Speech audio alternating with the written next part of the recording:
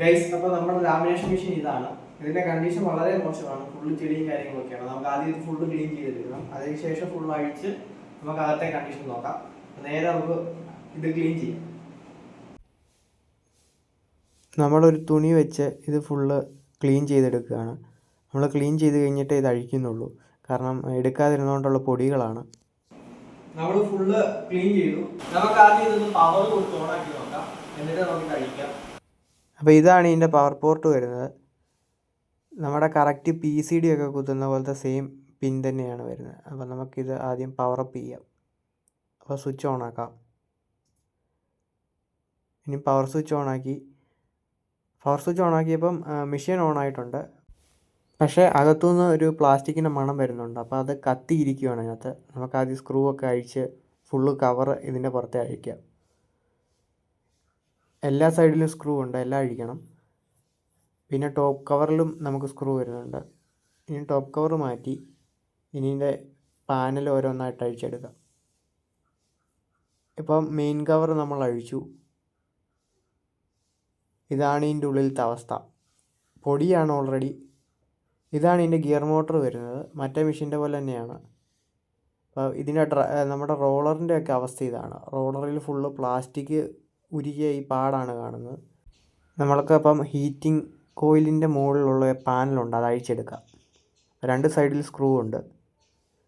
അപ്പം നമ്മൾ ഈ പാനൽ അഴിച്ചെടുക്കുകയാണ്. അപ്പോൾ ഇതാണ് ഇതിൻ്റെ ഹീറ്റിംഗ് കോയിൽ വരുന്നത്. അതിലും പ്ലാസ്റ്റിക് ഉരുകിയിരിക്കുന്നതാണ് ഈ കാണുന്നത്.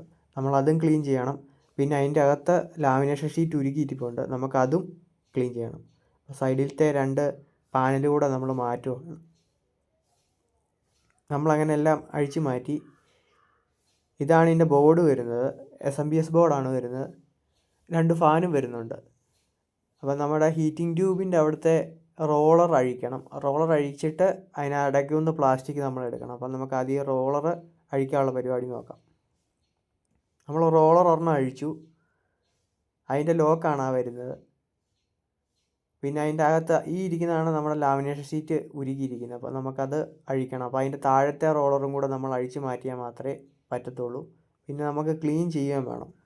നമ്മളങ്ങനെ രണ്ട് റോളറും അഴിച്ചു. അപ്പോൾ ഇതിൻ്റെ അടിയിലത്തെ ഹീറ്റിംഗ് കോയിലും കത്തിയിരിക്കുകയാണ്. അപ്പോൾ അതും ക്ലീൻ ചെയ്യണം. മുകളിലത്തെ അടിയിലത്തെയാണ് നമുക്ക് ക്ലീൻ ചെയ്യേണ്ടത് മൊത്തം.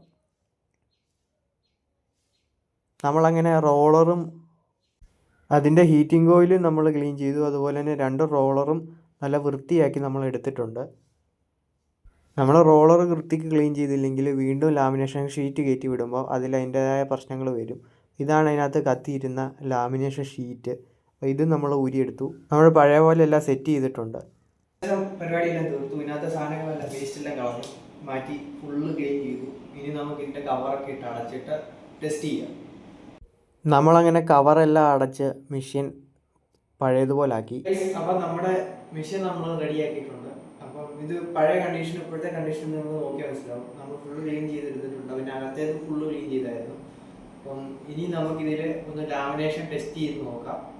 അതിന് പിന്നെ ജസ്റ്റ് പവർ അപ്പ് ചെയ്ത് ഓണാക്കാം. നമുക്ക് പവർ കേബിൾ കണക്ട് ചെയ്യാം. ഇനി ഫ്ലഗിൽ കുത്തി ഓണാക്കാം.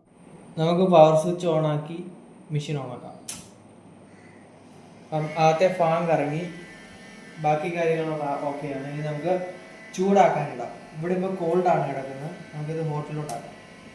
ഹോട്ടാക്കി ഇനി നമുക്കൊരു 90 ഡിഗ്രി സെൽഷ്യസിലോട്ട് സെറ്റ് ചെയ്യാം. 90 ആകുമ്പോൾ ഇവിടെ പച്ച കത്തും. നമ്മുടെ ലൈറ്റ് അങ്ങനെ കത്തിയിട്ടുണ്ട്.